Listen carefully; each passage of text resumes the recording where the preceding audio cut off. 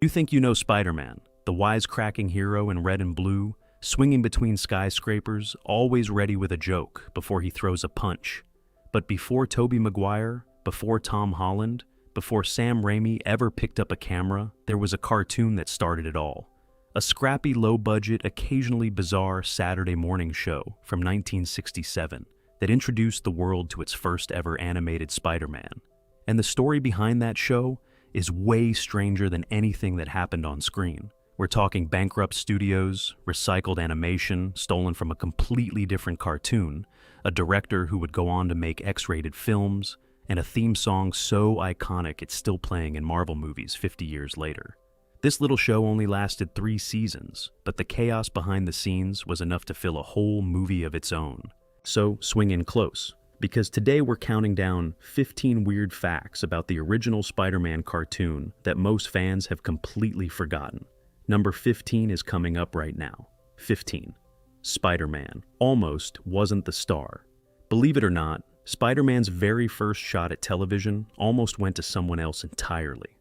In 1966, a year before his own show existed, Marvel was putting together a syndicated cartoon anthology featuring 5 of its biggest heroes: Thor, Iron Man, the Hulk, and Captain America among them. Early on, Spider-Man was actually part of the lineup being discussed for that 5th slot. But somewhere along the way, the web-slinger got swapped out for the Submariner instead, and Spider-Man was left waiting in the wings. It's wild to think about, because at that point, Spidey wasn't the megastar we know today. He'd only existed in the comics for about 5 years, a baby compared to characters like Superman and Batman, who'd been around for decades. Losing that anthology spot could have delayed his television debut by years, maybe even handed the honor to another studio entirely. Instead, the very same production team that made that anthology series turned right back around and gave Spider-Man his own dedicated show just 1 year later. So, in a strange twist of fate, getting cut from the group project may have actually been the best thing that ever happened to him. Instead of sharing screen time with 4 other heroes, he got the whole spotlight to himself. Sometimes getting left off the list is exactly how you become the main event. And here's the kicker.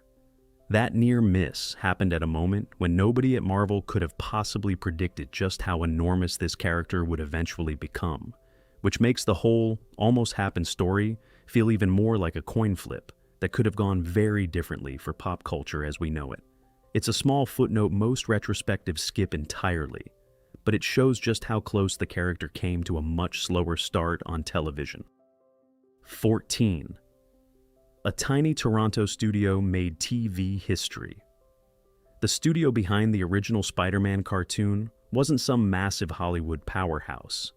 It was Grantray Lawrence Animation, a relatively small outfit based out of Toronto, Canada. Think about that for a second. The character who would eventually become one of the most valuable pieces of entertainment, intellectual property on the planet, got his animated start from a modest studio north of the border, not some sprawling California animation factory. To make the show happen, Grantray Lawrence brought in American animators at considerable expense, layering imported talent on top of local Canadian crews just to get the episodes finished on time. It was an ambitious, expensive gamble for a studio of that size, and it shows just how much confidence everyone had that this quirky teenage superhero was going to be a hit with Saturday morning audiences. And they were right. When Spider-Man premiered on ABC on September 9th, 1967, it became the very first animated adaptation of the character ever produced, officially kicking off a screen legacy that's still going strong today, nearly 60 years later. Not bad for a small studio that most casual fans have never even heard of.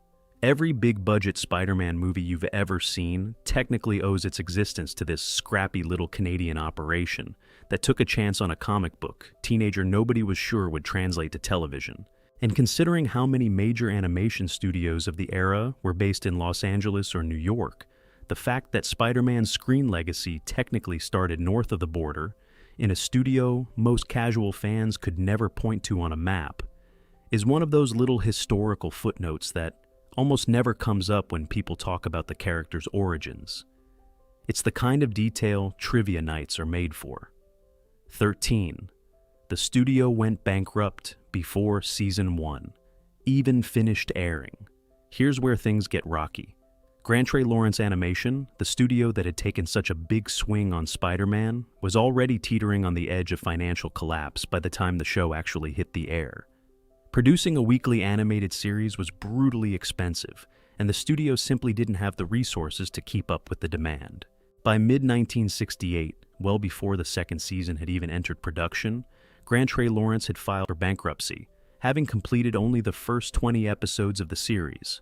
Imagine pouring everything into launching a brand new superhero show, watching it become a hit with kids across the country, and then having to shut your doors before you could even finish the first season's episode order. It's the kind of behind-the-scenes disaster that never makes it into the glossy retrospectives, but it completely reshaped the future of the franchise. With the original studio gone, distributor Krantz Films had to scramble to find someone to keep the show running, and the animation, tone, and even the budget of Spider-Man were about to change dramatically. What started as one studio's ambitious vision was suddenly in the hands of an entirely different team, and viewers were about to notice the difference in a big way, even if they couldn't quite explain why the show suddenly looked and felt so different starting in Season 2. It's a rough reminder that even a hit show with a loyal young audience isn't immune to the harsh economics of the animation business, and that sometimes the biggest plot twist in a franchise's history happens entirely off-screen, in a boardroom nobody watching at home ever got to see. No cliffhanger episode ever captured the actual drama unfolding behind the curtain that year. 12. Ralph Bakshi took over. Yes, that Ralph Bakshi.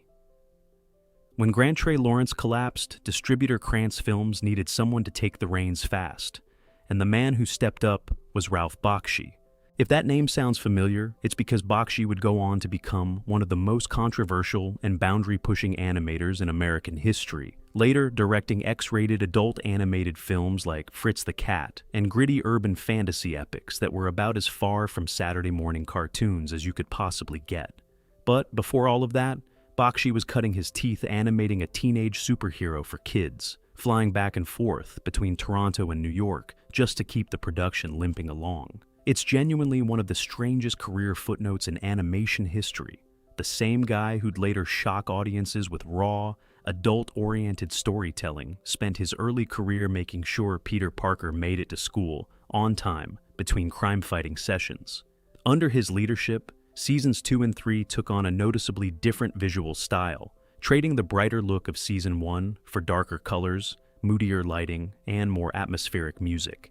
Longtime fans have pointed out you can almost see the director's later, edgier sensibilities creeping in around the corners of these episodes, years before he'd fully unleash them on the big screen.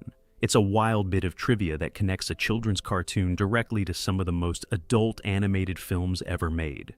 Imagine explaining to a 1967 network executive that the guy currently keeping Peter Parker's homework schedule on track would, within just a few short years, be directing movies that definitely weren't airing on Saturday mornings anymore. It's one of those career pivots that sounds completely made up until you actually check the production credits yourself. 11. The budget. Got cut in half, and it showed. Ralph Bakshi didn't just inherit Spider-Man, he inherited a financial crisis, and the numbers tell the story. Under Krantz Films, the show's budget was slashed by more than half compared to what Grantray Lawrence had been working with during Season 1. For an animated series, that kind of cut is devastating. It means fewer new drawings, fewer original character designs, and a whole lot more creative corner cutting, just to fill 25 minutes of screen time every single week. Animators had to get resourceful fast, relying heavily on limited animation techniques, reuse character poses, and simplified backgrounds to stretch every available dollar as far as it could possibly go. Storylines were adjusted to require less new artwork, and entire sequences were built around static images with minimal movement, panning cameras over still drawings instead of animating full action. It's a level of behind-the-scenes penny-pinching that most viewers at the time never would have consciously noticed. But if you go back and rewatch those later seasons with fresh eyes, the difference becomes obvious almost immediately. Characters barely move during dialogue scenes, and the same walking or swinging cycles show up again and again across completely different episodes. It's a fascinating example of how tight a budget a mainstream television show could operate on and still manage to stay on the air for 2 more full seasons. Modern animated shows with a fraction of this one's cultural footprint often have budgets many times larger, which makes it all the more impressive that a series this financially strapped still managed to become a foundational piece of superhero television history. Every extra dollar mattered, and the crew found ways to make every single one of them count. 10. Spider-Man's costume was missing half. Its webbing. Take a close look at Spider-Man's suit in this cartoon, and you'll notice something's off compared to the comics. The elaborate web pattern that covers his entire body in the source material was drastically simplified for the animated series, appearing only around his face, hands, and feet instead of head to toe. According to the studio itself, this wasn't some bold creative choice made to give the character a fresh new look. It came down to plain old budget constraints. Painting a full, intricate web design onto every single cell for every single frame of every single episode would have taken an enormous amount of extra time and money that the production simply didn't have to spare. So the animators made the practical call to strip the design down to its bare essentials, keeping just enough webbing to still read as recognizably Spider-Man without drowning the art department in extra work. It's a small detail, but it perfectly captures how much of this show's visual identity was shaped less by artistic vision and more by the harsh economics of low-budget 1960s television animation. Every stripped-down design choice, every simplified pattern, and every reused pose in this series exists because somebody in an accounting office somewhere was watching the clock and the budget incredibly closely, frame by frame, episode by episode. It's honestly kind of poetic that one of the most recognizable costumes in comic book history first hit the screen in a deliberately incomplete form, decades before movie studios would spend millions perfecting every single thread of that same suit. Funny how the most expensive superhero costumes in Hollywood history trace back to a design that was simplified purely to save money. 9. Spider-Man talked in a completely different voice than Peter Parker. Here's a fun detail that a lot of modern fans don't expect. In every version of Spider-Man since, from the movies to later cartoons, Peter Parker basically sounds like himself, whether he's in costume or out of it, maybe with a little extra confidence and some added snark thrown in. But in the 1967 series, voice actor Paul Soles made a deliberate choice to give Spider-Man a noticeably deeper, more adult-sounding voice than the one he used for mild-mannered Peter Parker. The contrast was meant to sell the idea that Spider-Man was a mysterious, older, more mature figure, compared to the awkward teenage photographer underneath the mask, almost like 2 genuinely different characters were sharing one body. It's a choice that feels almost old-fashioned by today's standards, where audiences generally expect superhero alter egos to sound like the exact same person no matter what they're wearing. But at the time, it added an extra layer of drama and mystery to Spider-Man's double life, reinforcing just how separate these 2 identities were supposed to feel to the audience watching at home. Soles pulled double duty on nearly every single episode, switching between these 2 distinct vocal registers, sometimes within the very same scene, which is honestly an impressive bit of voice acting range for a low-budget Saturday morning cartoon that most people assume nobody was paying that much attention to. Go back and listen closely to any episode today, and that vocal shift is still there. A tiny performance choice from more than 50 years ago that quietly shaped how an entire generation first heard Spider-Man speak. It's a small acting detail that most viewers never consciously noticed, but almost certainly felt on some level. 8. A tiny cast of actors. Voiced nearly the entire show. Budget problems didn't just affect the animation, they hit the voice cast just as hard. Rather than hiring a large ensemble to fill out the world of Daily Bugle employees, love interests, and rotating villains, the production leaned on an incredibly small pool of actors to cover an enormous number of roles. Paul Kligman voiced gruff newspaper publisher J. Jonah Jameson, while also lending his distinctive pipes to multiple villains across different episodes. Bernard Cowan juggled duties as the show's dialogue director and narrator, on top of voicing various supporting characters whenever an extra voice was needed. And Peg Dixon somehow managed to voice Betty Brant, Aunt May, Martha Connors, and Mary Jane Watson, meaning several of Peter Parker's most important female relationships in the show were all performed by the exact same actress. It's the kind of doubling and tripling of roles that modern audiences, used to massive credited voice casts for even minor animated projects, would probably never expect from a major superhero series. But for a 1960s cartoon operating on a shoestring budget, stretching a handful of talented performers across dozens of characters was simply the most efficient way to get every episode finished and out the door on schedule, week after week, without blowing through what little money the studio had left to work with. It also meant these performers had to be genuinely versatile, shifting accents, pitches, and personalities from scene to scene, sometimes with barely a script page's warning before the next character showed up on the storyboard. It's the kind of demanding, fast turnaround work that rarely gets recognized outside of animation history circles. Every single character voice you hear in this show came from one of just a handful of overworked performers. 7. The comic book villains basically disappeared. If you go into this show expecting a rotating cast of Spider-Man's classic comic book, Rogues Gallery, you're in for a surprise. While early episodes did feature familiar faces like Dr. Octopus, the Vulture, and the Green Goblin, that lineup didn't last. As production costs spiraled, licensing fees for established Marvel characters added up, the show increasingly leaned on cheaper, generic, made-up threats instead. Vaguely defined mad scientists, mysterious phantoms, and forgettable one-off menaces that nobody had to pay extra royalties to use. It was a purely financial decision. Licensing an established comic villain meant additional fees on top of an already strained budget, while inventing a brand new, forgettable bad guy cost the production essentially nothing extra. So over time, the rich rogues gallery that made the comic so beloved got quietly phased out in favor of interchangeable filler villains that could be recycled and reused across multiple episodes without anyone at Marvel needing to sign off or collect a check.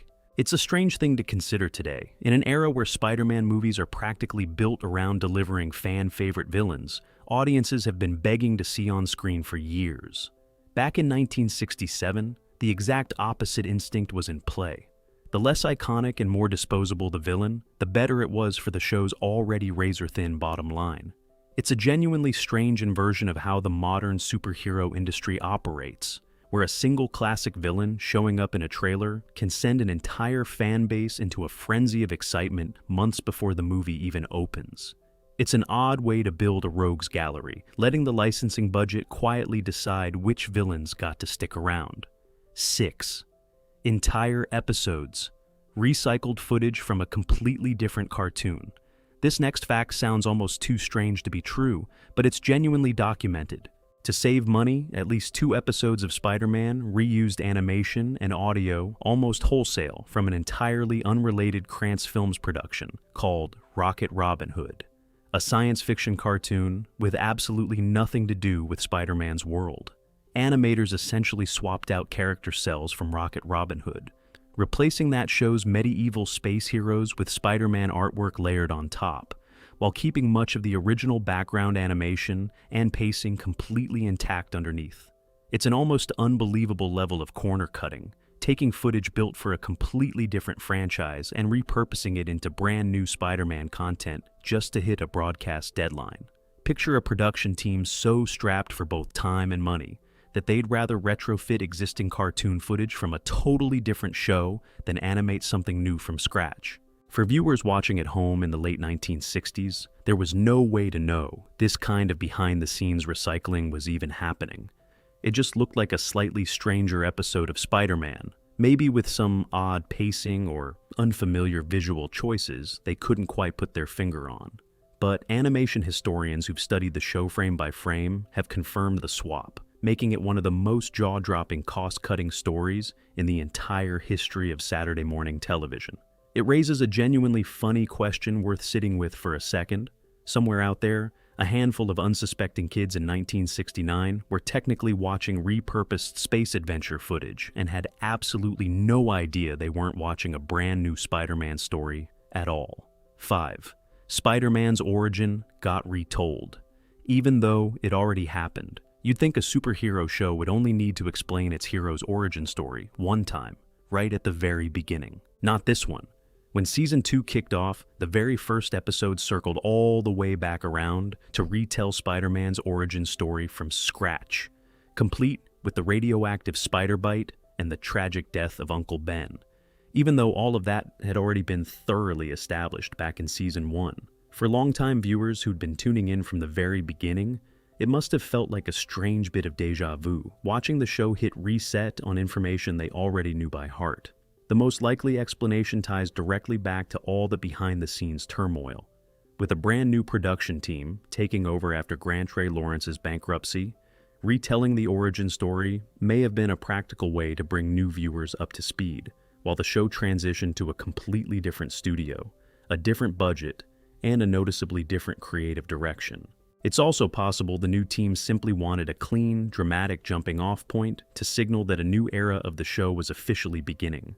Either way, it's a genuinely odd continuity choice that modern superhero franchises, with their meticulously tracked timelines and connected universes, would almost certainly never get away with it today without fans immediately calling it out online. Back then, though, there was no internet full of continuity trackers waiting to point out the repeat, so the show could quietly hit the reset button and move on without much pushback at all. Viewers just accepted it, shrugged, and kept tuning in the following Saturday. It's a small continuity hiccup, but it's a genuinely telling snapshot of just how much upheaval was happening behind the camera during that transition year. 4. The later seasons got surprisingly dark and psychedelic. Compare an early episode of Spider-Man to one from its final season, and you might be surprised by just how different they look and feel. As the show progressed under Ralph Bakshi's direction, the visual tone shifted dramatically away from the brighter, more straightforward look of Season 1. Later episodes leaned into darker color palettes, moodier lighting, and more atmospheric, almost dreamlike musical cues that gave certain sequences a genuinely trippy, late 60s psychedelic quality. It's a stylistic shift that makes a lot more sense once you remember exactly who was steering the ship by that point, and where his career was ultimately headed. Bakshi's later feature films would fully embrace surreal, boundary-pushing visuals, and you can practically watch those instincts beginning to take shape here, years before he had the freedom to go all in on the big screen. For a show ostensibly aimed at kids on a Saturday morning, some of these later episodes carry a genuinely unusual, almost unsettling atmosphere that feels miles away from typical superhero programming of the era. It's one of the more fascinating reasons to go back and revisit the full run today, because the show essentially transforms in front of your eyes across its 3 seasons, evolving from a fairly conventional comic book adaptation into something stranger, moodier, and considerably more experimental by the time it wrapped up in 1970. Watching the seasons back-to-back almost feels like watching 2 entirely different shows that just happen to share the same main character and the same catchy theme song playing over the opening credits. That kind of tonal whiplash across a single series is almost unheard of in television today, where a consistent visual identity is treated as non-negotiable from the first episode onward. 3. The theme song's singers never got paid again. Ask almost anyone to hum a few bars of "Spider-Man, Spider-Man does whatever a spider can," and there's a good chance they can do it instantly, even if they've never seen a single episode of this show. That theme song, written by lyricist Paul Francis Webster and composer Bob Harris, was recorded at RCA Studios in Toronto using 12 Canadian vocalists pulled from 2 local singing groups. Here's the twist. Those 12 singers were only ever paid for that single recording session, receiving no ongoing residuals whatsoever, for a song that would go on to become one of the most recognizable pieces of theme music in television history. Decades later, that same tune has been covered by artists ranging from Aerosmith to the Ramones to Michael Bublé, and it's been prominently featured in blockbuster Spider-Man films directed by Sam Raimi.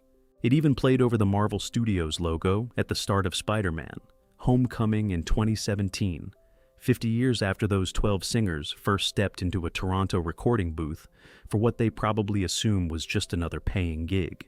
Meanwhile, The songwriters themselves continued collecting royalties as the song's popularity exploded across generations. It's a genuinely bittersweet piece of music history, hiding behind one of the catchiest theme songs ever written for television. Those 12 singers walked out of that Toronto session with a single day's pay in their pockets, almost certainly having no idea they'd just recorded something people would still be humming, covering, and quoting in movies more than half a century later. A single afternoon in a recording booth turned into one of the most enduring pieces of music in superhero history. A strange kind of immortality that no amount of money could have bought for them after the fact. 2. This cartoon accidentally created an internet meme 50 years later. Long before anyone could have predicted the internet, let alone memes, this scrappy little cartoon quietly planted the seeds for one of the most recognizable pieces of internet humor decades down the line. In an episode titled Double Identity, Spider-Man comes face to face with an imposter wearing an identical costume, and the resulting scene of the real Spider-Man pointing directly at his look-alike double is widely credited by fans and pop culture writers as the origin of the now famous two Spider-Men pointing at each other meme format that exploded across social media generations later.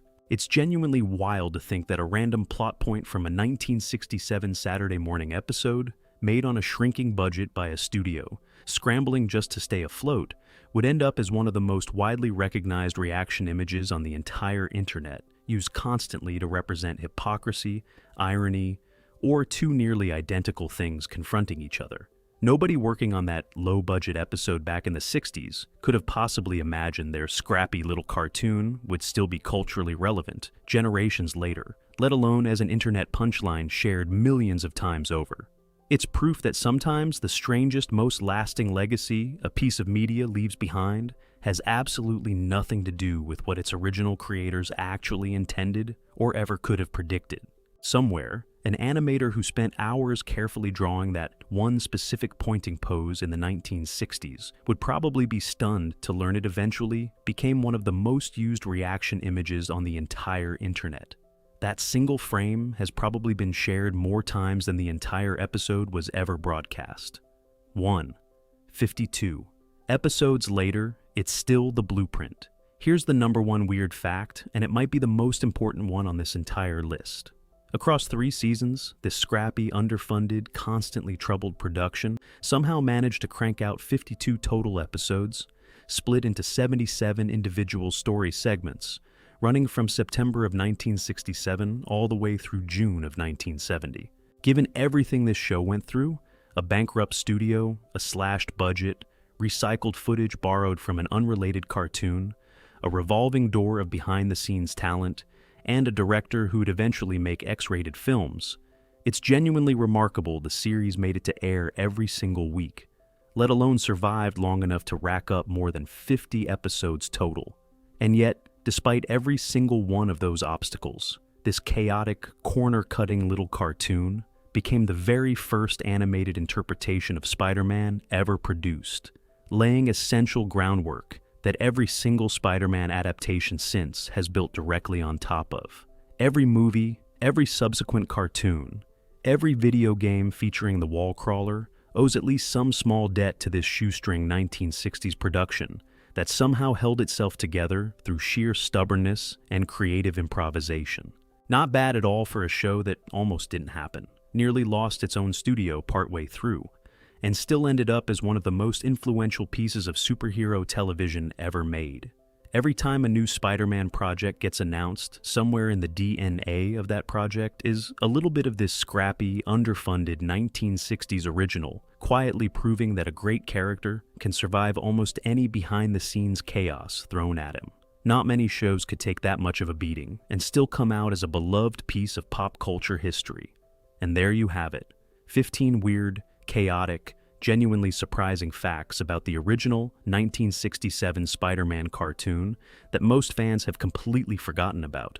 From bankrupt studios and recycled cartoon footage to unpaid singers and accidental internet memes, this scrappy little show turned out to have one of the wildest behind-the-scenes stories in television history. It's a reminder that even the earliest, roughest version of a character can leave a mark that lasts for generations, long after the studios that made it are gone and forgotten. If you learned something new today, smash that like button. Subscribe for more deep dives into your favorite classic shows, and let us know in the comments which one of these facts surprised you the most. We'll see you in the next video.